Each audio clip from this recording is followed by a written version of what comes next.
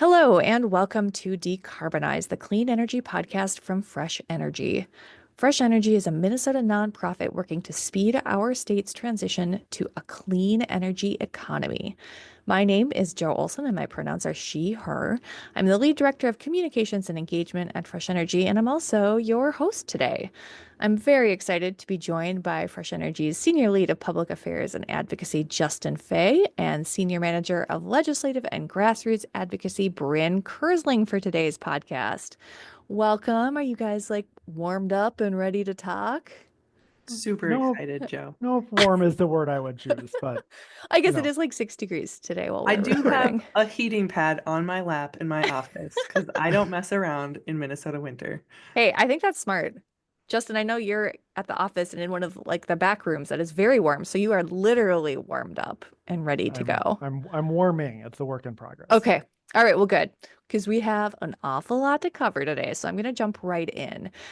So if folks are interested in a debrief of what happened at the legislative session, I'm just going to link to the prior blogs and past recordings in the podcast details. We're not going to spend a lot of time talking about last year today because we're looking ahead. So turning to this year, I thought first we'd kick off this podcast by giving our listeners a bit of detail about the lay of the land ahead at the Minnesota Legislature.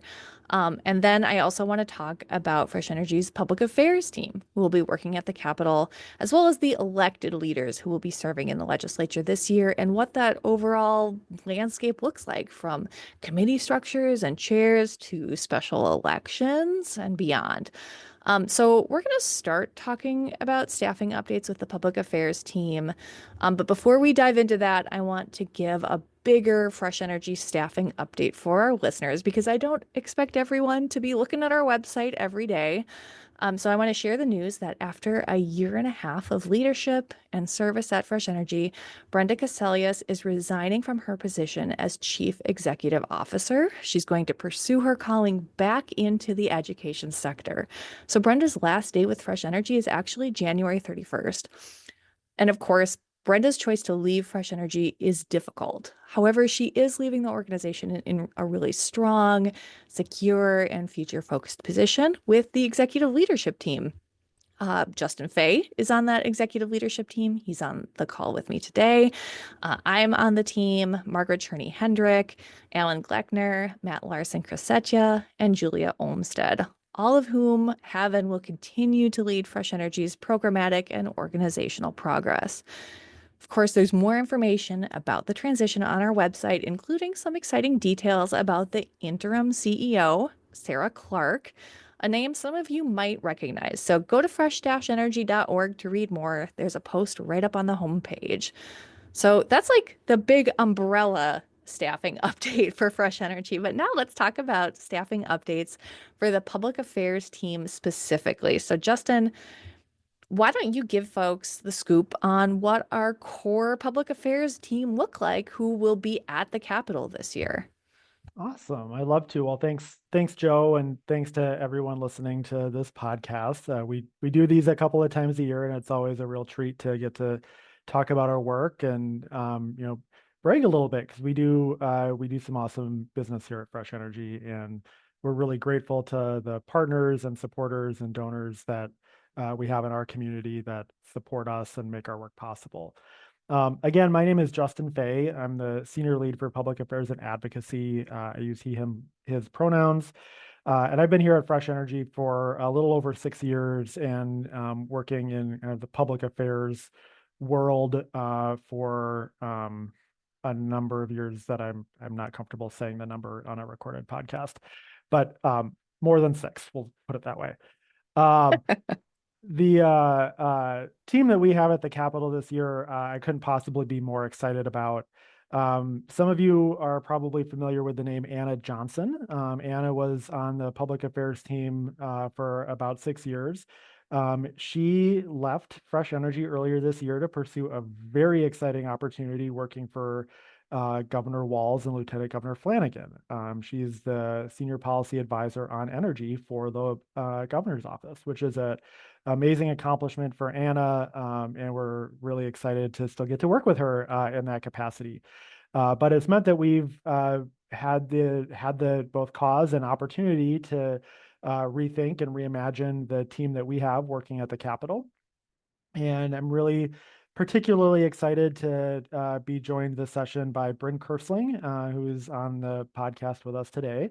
And Bryn's been on staff at Fresh Energy for about 2.5 years now, and was initially hired into a role doing grassroots and public engagement work primarily, as well as working with a number of our coalition partnerships.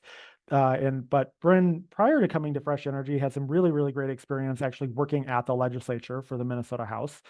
And so Bryn is going to be stepping into the role of, or has stepped into the role of legislative and grassroots advocacy senior manager.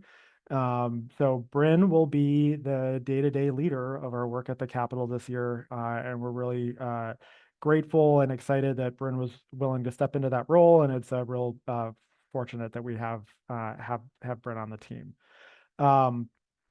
The other name that is probably familiar to folks who might be listening to this is John Burns. John has been Fresh Energy's contract lobbyist since 2014. So it's been a decade of Burns here at Fresh Energy. And at this point, I think John predates all but I think 2 people on the Fresh Energy staff. So that's pretty rare. That's like a real major benefit to our legislative work, to have that kind of institutional memory that we can bring to the Capitol in the form of our contractor, just somebody who's seen the arc of the organization over a number of years, has seen the way that we show up and how that has both changed and stayed consistent in different ways across sort of the generations of staff that have worked for our organization. So we're really grateful to have John. And then rounding out our team, we have Jackson Sweeney this year will be our session associate.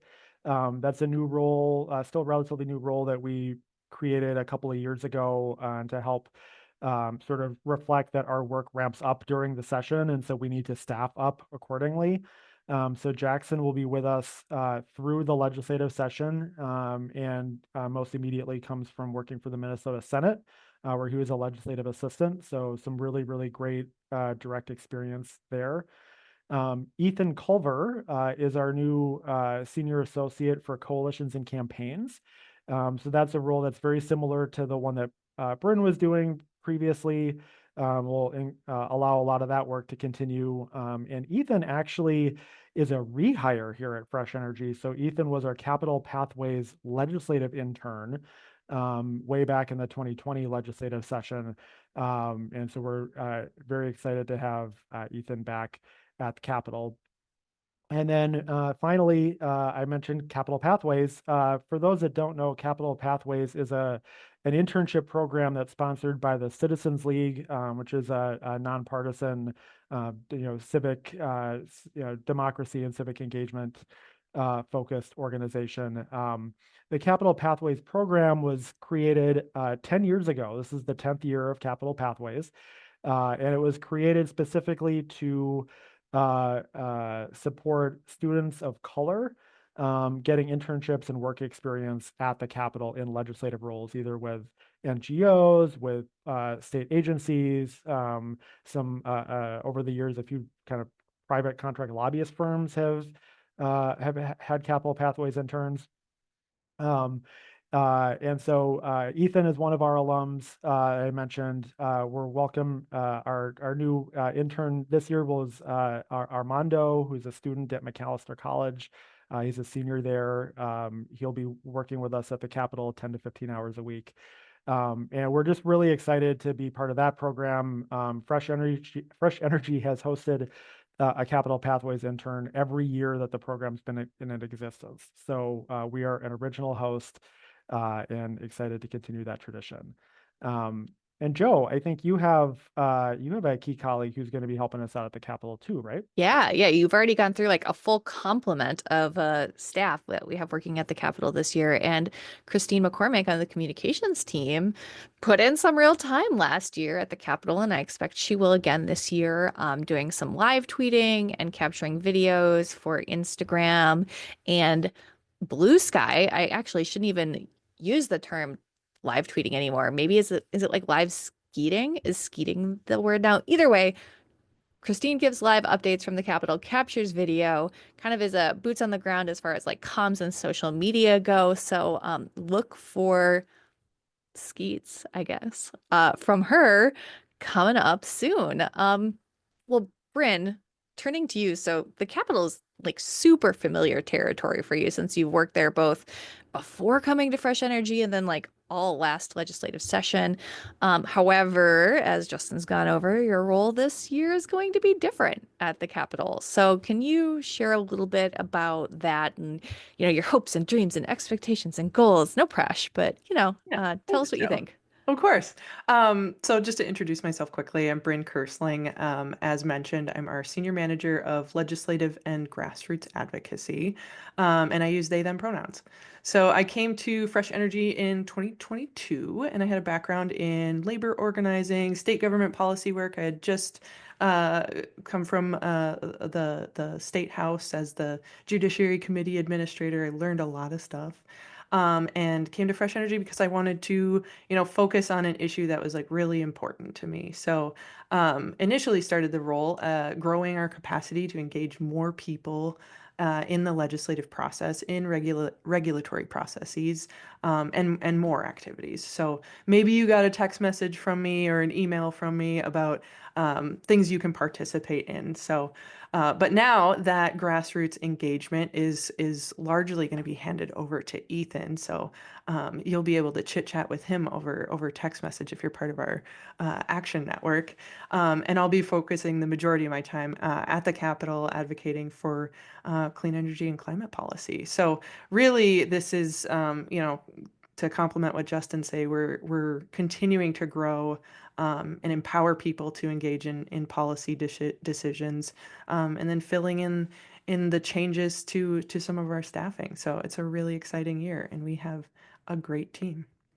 And, you know, Brent, I heard you mention that Fresh Energy has an action network. If folks listening to this wanted to get involved, how would they do that?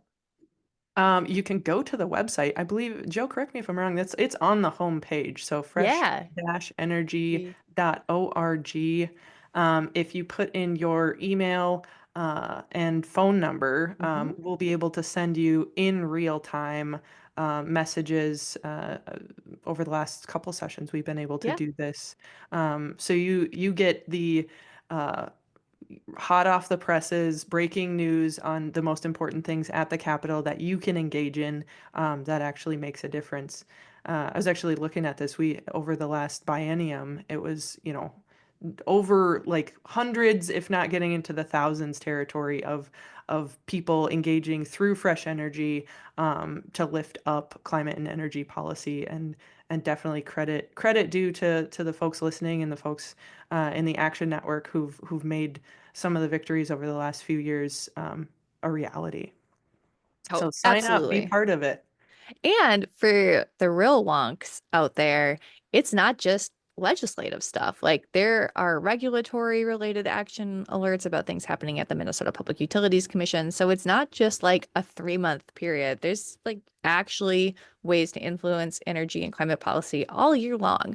And I think there's a party coming up for that group on Tuesday. And I'm kind of jumping ahead. I was going to put this in the closing, but now feels like a really good segue. There is a loggers and legislation Action Network session kickoff party at Utapils Brewing on Tuesday, January 14th. So I hope you're listening to this podcast early and can join us. You can RSVP on our website in the events section. Bryn, did you want to add anything? I know you're like our master of ceremonies at Loggers and Legislation this year. Yeah, come get a free beer or non-alcoholic beverage of choice and come check out. It'll be a good complement to this podcast, and learning how you can get involved in making things happen at the Capitol and beyond. But I'll also mention we this last year we rolled out the energy school, and I had Mm. no idea that supporters of fresh energy were so into taking quizzes about distribution plans and grid connectivity and hydrogen and all of the above. So it was really fun, and there's a lot more to the programming in the Action Network. So you should join us. And all those nerds and more will be at the party on Tuesday, including a bunch of staff. So yeah, all told, it's a very good and important year for us to be fully staffed up on the public affairs team. And that doesn't even mention all of our policy experts who plug in on all the bills. They come testify, they go do defense, but we'll get to that in a bit. So let's now talk about the landscape we're facing at the legislature itself. So it's super different from last year, but in terms of difficulty, it's nothing we haven't encountered before. Every year presents its own challenges. So, Justin, can you give us the lay of the land? And I should mention, I think we might have said this earlier, but the session begins this Tuesday, the same day as our party, Tuesday, January 14th. So, like, really, really soon.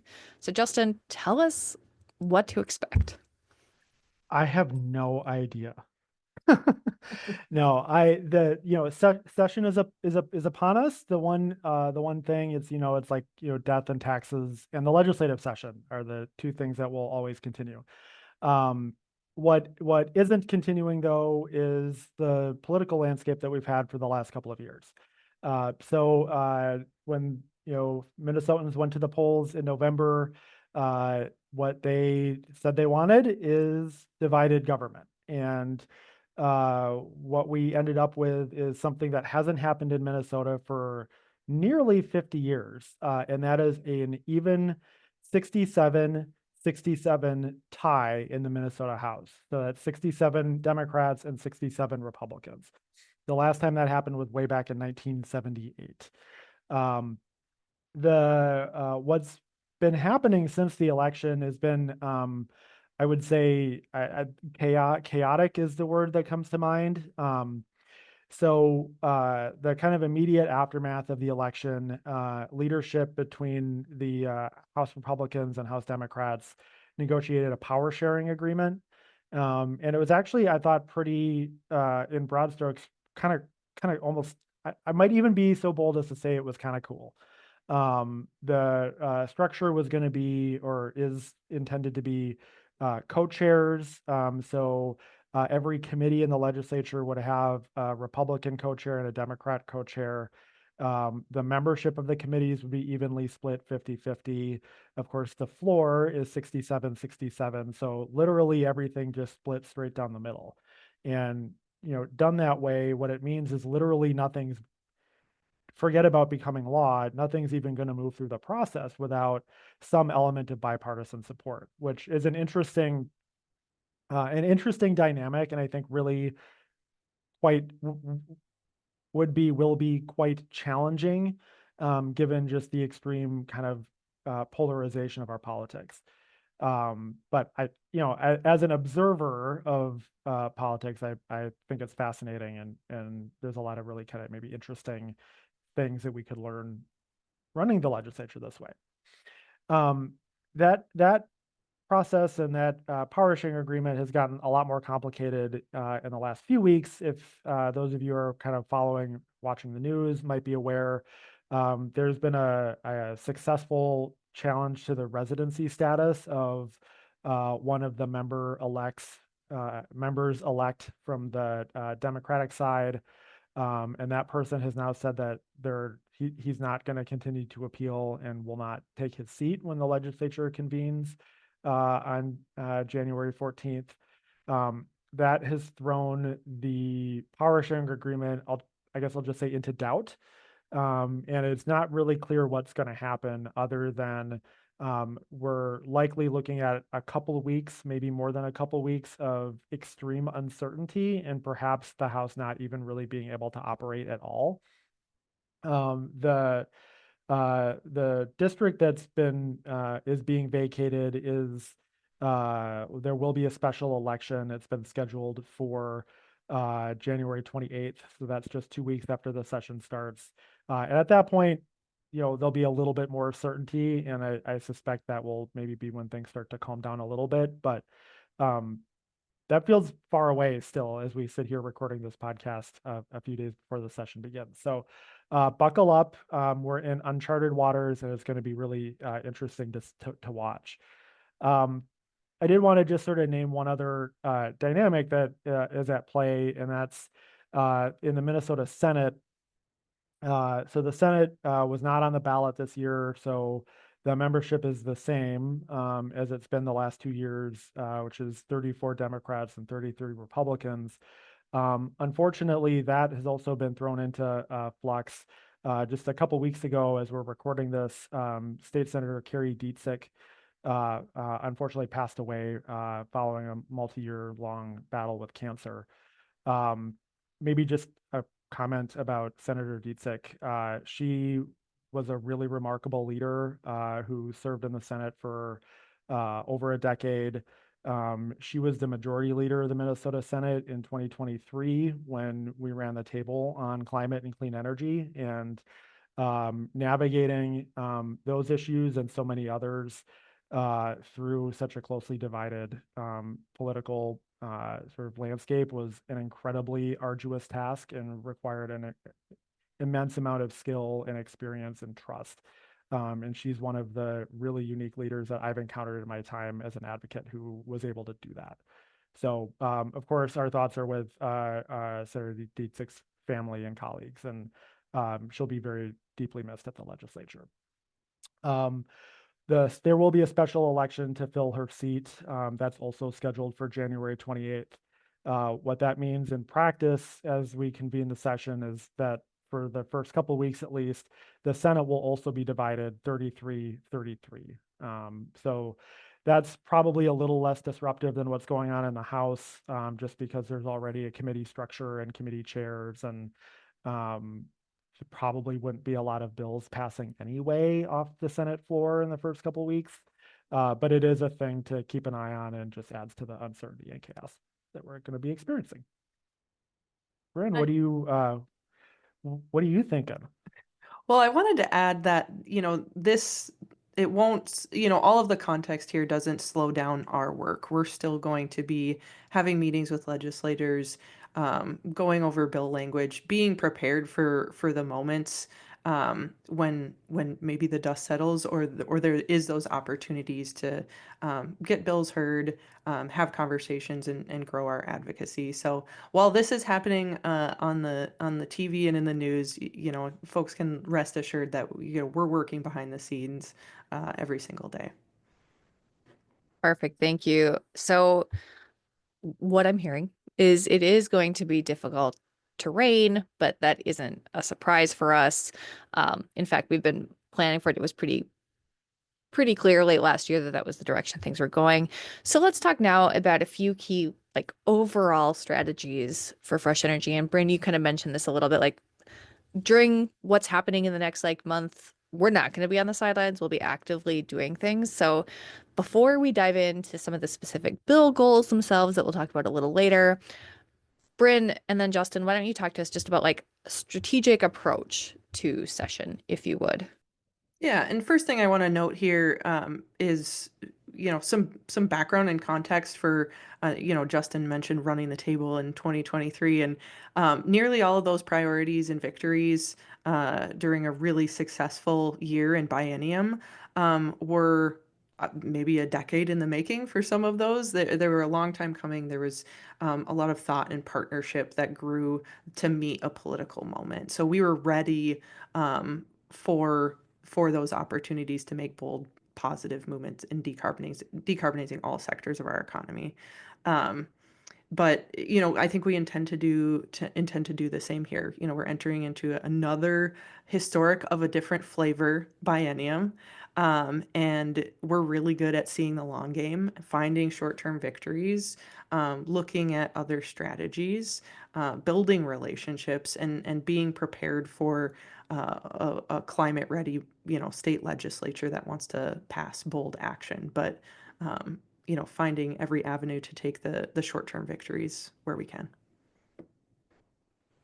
I think that's really well said, Brandon. I would just maybe add a couple of quick thoughts. I mean, one is, some of the policies that we adopted as a state over the last couple of years are still in phases of being implemented.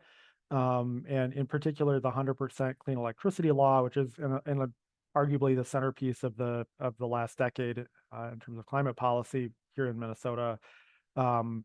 We really need that to continue to be successful. And of course, passing policy standards and actually building projects that accomplish 100% of the result of 100% of our electricity being carbon free are two really different things. And we're going to be working really hard this year, both at the legislature and elsewhere, to make sure that we're creating conditions where projects can get built quickly, can get built where they're needed, get built in ways that maximize economic development and job creation here in Minnesota, so that we're reaping the economic benefits of the climate policies we're passing. And then, of course, making sure that we're doing our role as a leading advocate to provide a strong defensive bulwark against attempts to either weaken or slow down or undermine the policy framework that we do have here in Minnesota. And that will include the lobbying work that Bryn will be leading. That will include a lot of communications work and lifting up the success stories are, the policies and programs that we've passed here in Minnesota and as well as nationally at the federal level are working. And so the absolute best defense is to tell those stories loudly and often. And that's work we're going to be doing in the months ahead. Yeah, and I think we will continue to be exceptional in all political environments. We also have the smartest subject matter experts around, and are excellent at systems navigation. So onward and upward. Yeah, absolutely. And speaking of upward, let's turn the conversation now to some of the policies that we're thinking about and already actively working on. So let's start with, if I were to like spin the wheel, it lands on geothermal planning grants. So now we have some really excellent momentum built around geothermal from last year. So catch us up, Bryn. What happened and what do we hope is going to happen? Yeah, so last year, geothermal planning grants were one of our many wins in the 2024 session, and we helped expand clean geothermal building heating in our state. So the legislature established a new grant program, which just opened recently on December 15th, and appropriated 1.2 million to support local governments in the pre-design phase of geothermal development. So this year, the Fresh Energy team is looking forward to advancing more geothermal friendly policies. We're thinking about ways to make them even more accessible to cities who want them. And this particular program has had a lot of interest, and it's super exciting to see more and more cities want to engage in this kind of technology. So we want to maximize the impact and support more cities build those relationships, and grow who wants to pursue geothermal energy. And I just want to chime in and add this idea to focus on planning grants for cities and local governments was really inspired by some folks up in the city of Crookston, Minnesota, and their community organization Empower Crookston. Our Fresh Energy colleague John Vaughn has been working with folks on the ground in Crookston over the last, I guess, probably a year and a half, almost maybe 2 years now. And I think it's a really great example of kind of lived experience on the ground that folks in communities are encountering, then informing policy design, and hopefully a model that we can continue to replicate, I think, here at Fresh Energy, where we've got sort of really thoughtful, consistent feedback loops as we make policy, implement policy, and then the experience and of what that policy implementation looks like directly informing new and improved and better policy design over time. Excellent. Perfect. So geothermal is certainly one to watch. And now we're pivoting to one that I feel like I've heard it come up a lot around the office, and it's really fun to say energy raiders. So it's not energy raiders. We're talking like energy raider, Rater, not to be confused with like Raiders of the Lost Ark. So energy raiders. Justin, tell us what the opportunity is and how you are going to come up with a way to communicate this that doesn't immediately bring Indiana Jones to mind. Well, I love Indiana Jones, so I have to ask, Joe, do you like what's your favorite Indiana Jones movie? I like Last Crusade and I like Raiders of the Lost Ark. I I think feel they're like you're setting me up to fail here because you know I'm going to say none, Star Trek. Like you saw that coming, right? I'm not even gonna, you know what? I'm not even gonna take the bait. Let's talk about our climate crisis. Um, no, so energy raters is an issue that we've been exploring and developing an approach to here over the last year or so. So within the Federal Inflation Reduction Act, that's the acronym is IRA. It's the landmark policy achievement, arguably, of the Biden administration, certainly as it relates to climate, um, and has resulted in unprecedented levels of federal funding in the form of grants and tax credits and low and no interest financing for projects. That as that law is implemented, there's programs within it that are designed to support improved building performance. So things like building a home or a commercial building to passive house standards or net zero. And the in order to qualify for the federal support that folks are entitled to, you need what's called a certified energy rater to basically certify that your building um, meets whatever the applicable benchmark is.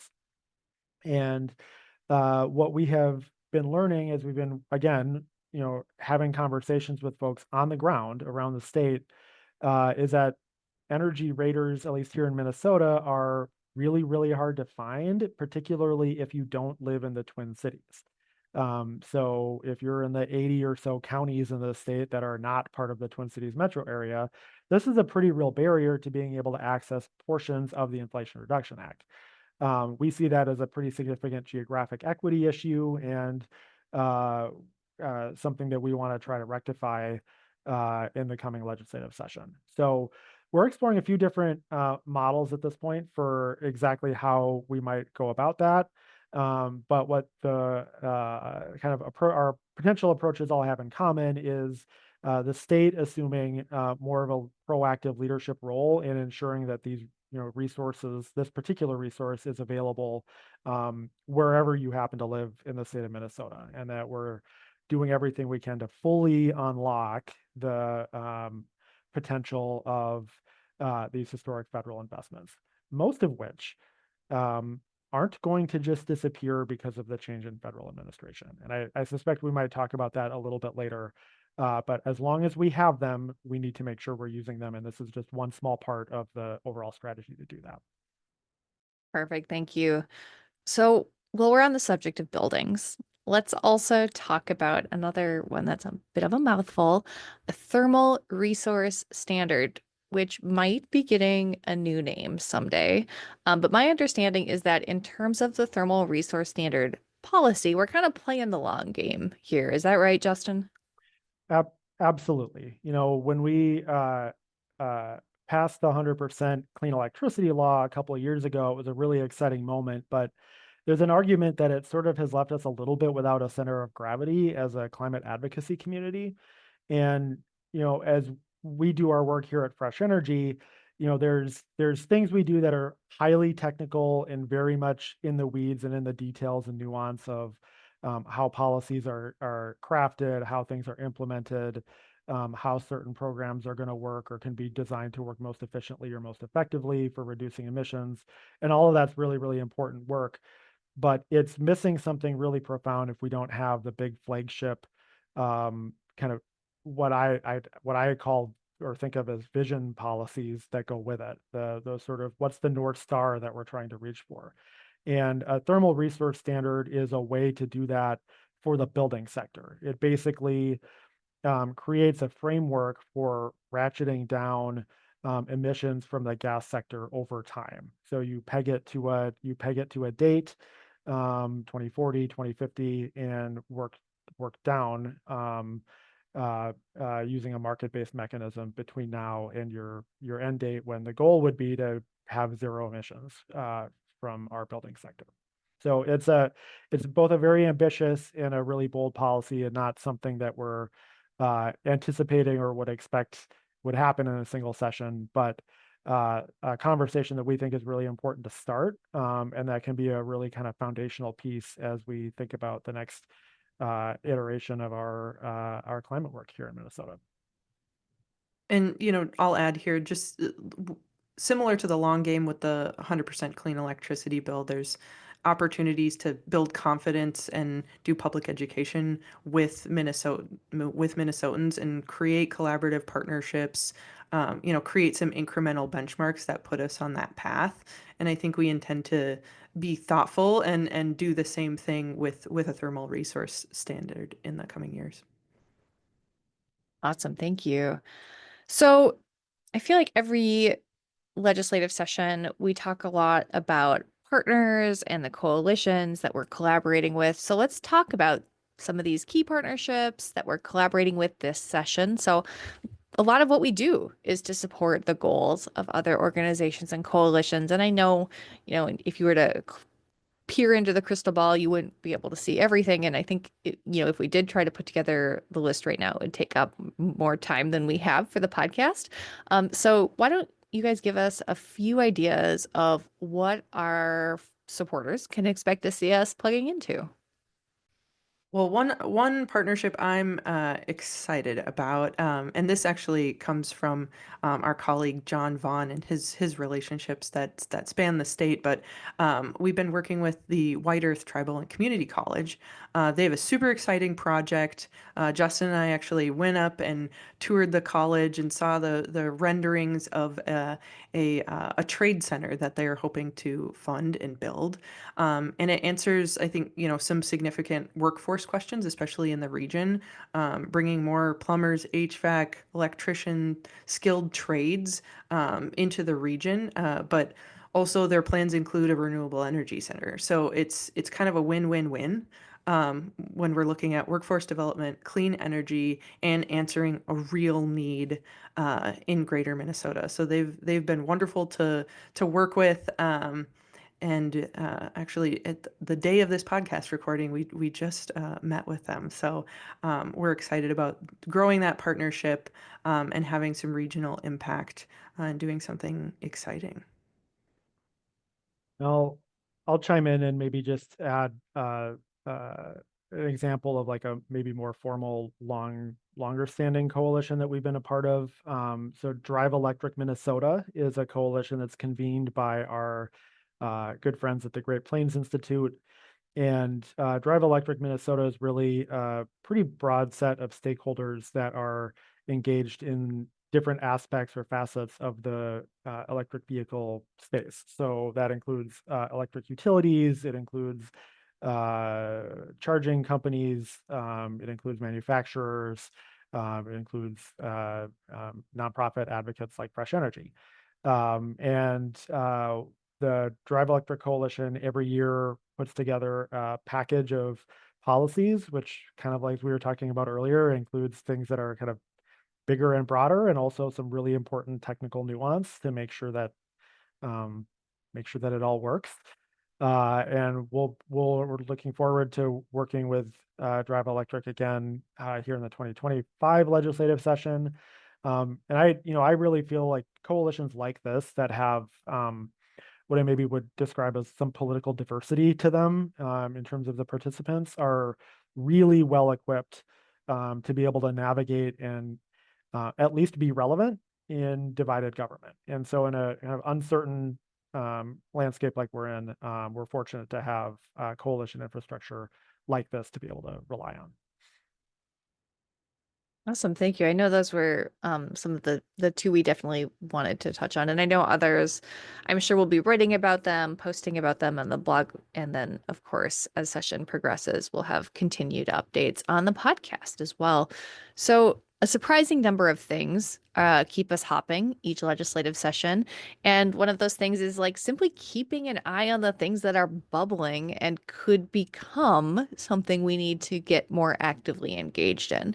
So I wonder if you could quick run down a quick list of our listeners of things we're tracking and keeping an eye on and could possibly plug into if it is called for. So Bryn, why don't you kick us off here? You Yeah. have kind of like the buzziest one. I know. I think everybody's very aware of the sort of renewed attention to data centers and potential energy uses. And some context for that, Minnesota already has data centers. We're familiar with navigating the energy burden and the impacts on communities. So when this comes up, our attention, will be on continuing to make sure that we stay on track to meet the state's decarbonization and climate goals, and that projects don't disrupt that we continue to figure out how to find some common ground and do things intelligently. Uh, yeah, I think data centers is a really fascinating issue, and what's unique about it is I think just how much kind of economic activity there is behind it. It reminds me a lot of another issue that we've been engaging in increasingly over the last couple of years here in Minnesota, and that's sustainable aviation fuel, which is uh, uh, a way to it's a fuel type that can be used in large commercial aviation that is not zero carbon, but does emit significantly, if you do it correctly, does emit significantly fewer emissions. And aviation is one of those sectors that we sometimes think about as an organization, working from the easiest to decarbonize to the hardest to decarbonize. And aviation is going to be a challenging, very challenging sector to fully decarbonize. So the possibility of having reasonably effective interim solutions like sustainable aviation fuel, which that can be produced from different types of agricultural feedstocks that we can grow right here in Minnesota, is pretty attractive. Which again, the devil's in the details, but there's a way to do it where the climate benefits are really significant, and we're capturing a pretty solid chunk of the market share of an emerging product at ground zero. So if you've booked a flight recently, you may see sometimes when you click through, there'll be the little option that your airline might prod you to like pay a little bit extra to use sustainable aviation fuel. We'd love to get this market to a place where it's not like a boutique thing that you have to pay $3 extra for on your $400 ticket, but it's just kind of standardized that it's what airlines are starting to use, and that we're incorporating real climate benchmarks and metrics as part of that. Yeah, I think another thing I'll add here, we have to mention the overlaying context here of the state budget, and I think that's been in the news quite a bit. And to recap, there's a increasingly small budget surplus in 2025 and 2026, and a projected budget deficit after that. Further context is the state does have a very healthy budget reserve, I think to the tune of $3.5 billion. So, I think the anomaly that was previous years of historic budget surpluses, probably due to the pandemic and large economic changes, those are, I don't want to go so far as to say the only time we'll see that in our lifetime, but more likely than not. So what we're seeing now is more normal conditions, more of what we would expect, and navigating just the reality of keeping a balanced, sustainable budget in Minnesota. So our job is to give the best case we can for climate and energy policies, and when a final omnibus is pulled together, that our priorities are top of mind, and we've made an excellent case for those to reach the finish line. Perfect. And I think that is, speaking of reaching the finish line, bringing us toward the end of our podcast. So I always like to save the last question as kind of like a catch-all, like, what did I miss? Any parting thoughts? So I put that to you guys, and I think, Justin, I'm going to set you up here with saying I want your take, the Justin take, on the how the federal election is going to impact session or any implications you're seeing for the IRA. Like, I know a lot of people have been asking you this, so I'm hoping you can roll in a concise answer in your wrap up. How does that sound? Does that seem like extremely doable? I have a really concise answer for you. Oh, all Uh, right. Do you want to nobody skip? nobody really knows yet, but Mm, to maybe just expand on that a little bit, I think, and we touched on this earlier, the thing to remember about the Inflation Reduction Act, and for that matter, also the bipartisan infrastructure law, for those of you that remember that one, um, those are acts of Congress. It would take another act of Congress to undo any part of them. So that's not something that any administration can do unilaterally. So particularly things like those tax credits that we talked about, which are really, really important for electric vehicles. They're really important for renewable energy projects. They're really important for emerging technologies.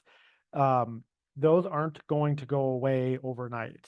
And the other thing I would add is it's really hard, particularly, we talked about the small margins that we have here at the legislature at length. The same thing is happening at the federal level, where there's very, very slim margins in both the US House and the United States Senate. And it's really hard to build a coalition to repeal things that are working under any circumstances, and that the tighter your margins, the harder that's going to be. So, um, we have a lot of just anecdotal success stories from federal investments that have happened here in Minnesota, and it very, very easily can demonstrate that those are happening in a bipartisan way. And by what I mean by that is, there are Republican members of Congress that have had significant investments from the IRA in their districts, and the same with Democratic members of Congress. So there is a bipartisan experience of success with those policies. And um, if we're picking teams, I'm pretty happy to be on Team Defendant, because I think that the record is great. And uh, uh, yeah, I'm optimistic. It doesn't mean there won't be changes. It doesn't mean we don't have hard fights and hard decisions ahead of us. But I'm optimistic that we're going to be able to keep some really important building blocks in place. And I share in that optimism too, Justin. I think we're the whole team is ready and prepared to, still go after some good wins and defend what's needed. And then, I think I'll also just mention one more time that we're seeing slim margins everywhere. So it's a greater emphasis on the listeners, folks in the Action Network, participating, reaching out to your legislators, lifting your voice up, because if we're talking the tiniest of margins here, we know that that makes a difference. So encourage you all to, if you're not already getting our texts and emails, to join in and participate this legislative session. well put. Wow, really excellent closing. And you guys, I kind of just threw that one at you, and you answered really well. So I think with that, we're going to wrap up this Legislative Outlook podcast. Thank you both, Bryn and Justin, for giving our listeners some insight into what we can expect for clean energy and climate here in Minnesota. So thank you both. Thanks, Joe. Thanks, Joe. This is my first time on here too, Oh so I my gosh, appreciate I it. It can't was really believe fun. that. You're such a pro. It didn't even occur to me. So thank you for your taking your inaugural podcast run with us. Happy to. Well, for our listeners, you can stay up to date on Fresh Energy's work at fresh-energy.org or follow us on social media. As I mentioned earlier, we are skeeting on blue sky now. So if you're listening to this before the first day of session, go to our website at fresh-energy.org/events and plan on joining us on January 14th for our party, our session kickoff party, Loggers and Legislation. Like I said, it's at Utapils in Minneapolis. Register at fresh-energy.org/events, and your first drink is on Fresh Energy. Thanks for subscribing to our podcast. And don't forget, you can support Fresh Energy's work and make a donation today by making that donation at fresh-energy.org/donate. Thank you to the band Palm Psalms for providing the theme for our podcast. The song is called DGAF, and it's off of their album Ode to Haka. Get the latest from the band at palmpsalm.com. Thank you for listening.